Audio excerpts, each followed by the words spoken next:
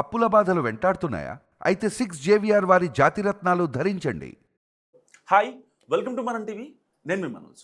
Junior NTR Delhi high court మెట్లు ఎక్కారు. So దీని వెనుక చాలా పెద్ద తతంగం ఉంది. ఒక్క ఏఐ ఆర్టిఫిషియల్ ఇంటెలిజెన్స్తో చాలా వీడియోలు కావచ్చు, ఫోటోలు కావచ్చు మార్ఫింగ్ చేసి ఆయన ఫోటోలు అండ్ ఆయనకి తెలియకుండా చాలా ప్లాట్ఫామ్స్లో వాడుకుంటున్నారు. సో దీనిపై ఇప్పటికే చిరు అండ్ నాగార్జున కూడా కోర్టు మెట్లు ఎక్కారు. సో దీనికి సంబంధించి మా ఫోటోలు మా అనుమతి లేకుండా ఏదైతే వ్యక్తిత్వ హక్కు ఉంటుందో, అంటే ఇప్పుడు నాకు ఇష్టమైతేనే నేను ఏదన్నా పని చేస్తా. సో దాని త్రూగా నాకు ఇష్టం లేకుండా మీరు నా ఫోటోని, నా వీడియోస్ని, లేకపోతే నా వాయిస్ని ఏదైతే టెక్నాలజీ వచ్చిందో సో ఆ టెక్నాలజీని యూజ్ చేసుకొని నన్ను అన్ని విధాలుగా మీ బిజినెస్ కోసం యూజ్ చేసుకుంటానంటే కరెక్ట్ కాదు. సో ప్రతి సెలబ్రిటీ కూడా ఎవరైతే తెలుగు అగ్రకథానాయకులు ఉన్నారో వాళ్ళందరూ కూడా ఆర్టిఫిషియల్ ఇంటెలిజెన్స్ వచ్చిన తర్వాత దీని బారిన పడుతున్న పరిస్థితి. సంబంధం లేని ఫోటోలు, సంబంధం లేని వీడియోలు కట్ చేస్తే వీళ్ళే బ్రాండ్ ప్రమోటర్గా ఉంటారు. వాళ్ళకు కూడా తెలియదు పాపం ఆ విషయం. సో ఇలాంటి నేపథ్యంలో ఢిల్లీ హైకోర్టు మెట్లెక్కారు జూనియర్ ఎన్టీఆర్.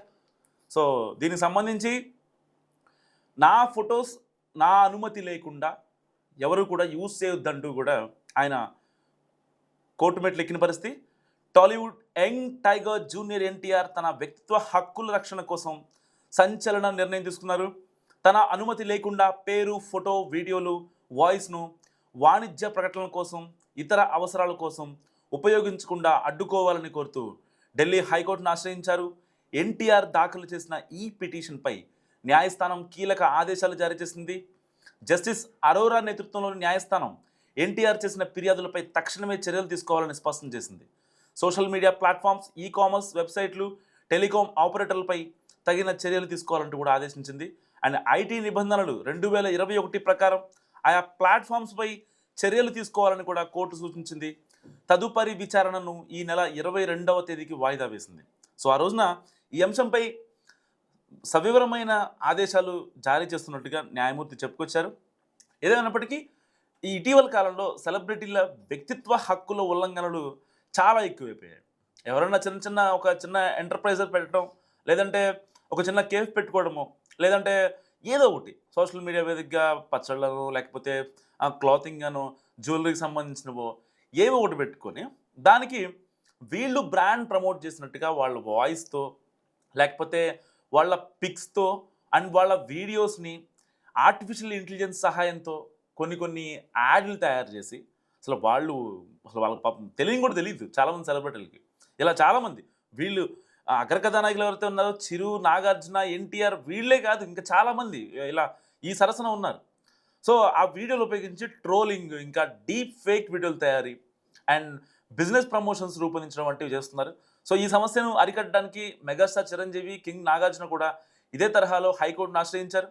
తమ హక్కులను పరిరక్షించుకోవాలని కూడా ఆదేశాలు తెచ్చుకున్నారు.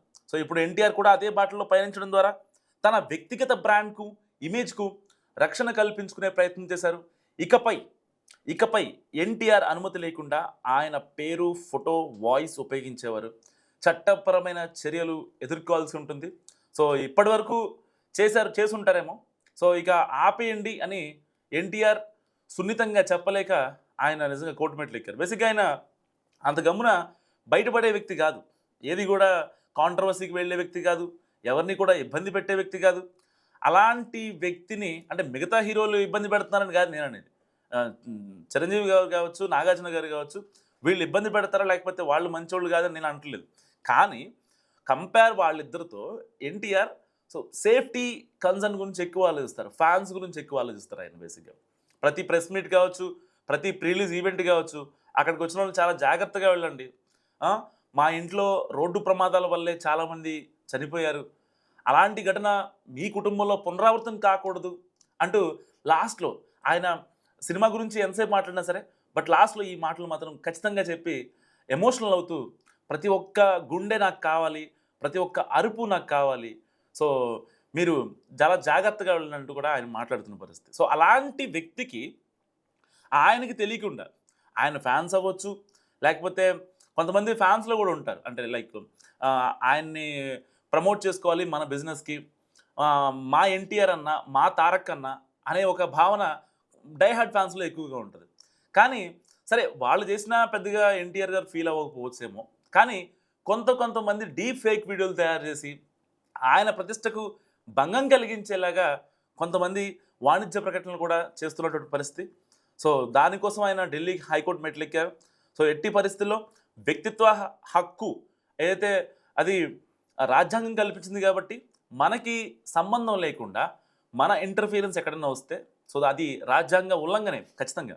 సో ఇక ఈ సినిమాల విషయానికి వస్తే ప్రస్తుతం జూనియర్ ఎన్టీఆర్ డైరెక్టర్ ప్రశాంత్ నీల్ దర్శకత్వంలో జరుగుతున్న భారీ యాక్షన్ అంటే డ్రాగన్ మూవీ షూటింగ్లో బిజీగా ఉన్నారు. ప్రస్తుతం రామోజీ ఫిల్మ్ సిటీలో చిత్ర యూనిట్ భారీ యాక్షన్ సన్నివేశాలను చిత్రీకరిస్తుంది. ఈ చిత్రం వచ్చే ఏడాది జూన్లో ప్రపంచవ్యాప్తంగా థియేటర్లో విడుదల కాబోతుంది. సో అందుకు తగ్గట్టుగా దీనికి సంబంధించి ఆ యొక్క షూటింగ్ టైంని కూడా పెంచారు. మొత్తం పోస్ట్ ప్రొడక్షన్స్ అన్నీ చాలా ఫాస్ట్గా అవుతున్న పరిస్థితి. సో ఏది ఏమైనప్పటికీ చిరు, నాగార్జున సరసన ఇప్పుడు జూనియర్ ఎన్టీఆర్ కూడా చేరారు. ఏదైనప్పటికీ ఆయనకి సంబంధం లేకుండా ఆయన్ని ఈ బిజినెస్ ప్రమోషన్స్ కావచ్చు, చిన్న చిన్న ఎంటర్ప్రైజెస్కి బ్రాండ్ అంబాసిడర్గా వాళ్ళే డీప్ ఫేక్ వీడియోలు చేసుకొని లేదంటే ఒక పిక్ పెట్టేసుకొని దానికి సంబంధించి ఒక వాయిస్ ఓవర్ ఆయనదే యాడ్ చేసుకొని ఇలాంటి వీడియోస్ ఇప్పుడు సోషల్ మీడియాలో చాలా చక్కర్లు కొడుతున్న పరిస్థితి. సో దానిపై ఎన్టీఆర్ సున్నితంగా స్పందించారు. డైరెక్ట్గా కోర్టు మెట్లు ఎక్కారు. సో కోర్టు ఏమో ఫైనల్గా ధర్మాసనం చాలా కీలకమైన తీర్పిచ్చింది. ఇకపై ఎవరన్నా ఎన్టీఆర్ వీడియోస్ కానీ ఫొటోస్ కానీ ఆయనకు తెలియకుండా ఎవరైనా మిస్యూజ్ చేస్తే ఖచ్చితంగా వాళ్ళపై కఠిన చర్యలు తీసుకుంటామంటూ కూడా హైకోర్టు ఆదేశించింది.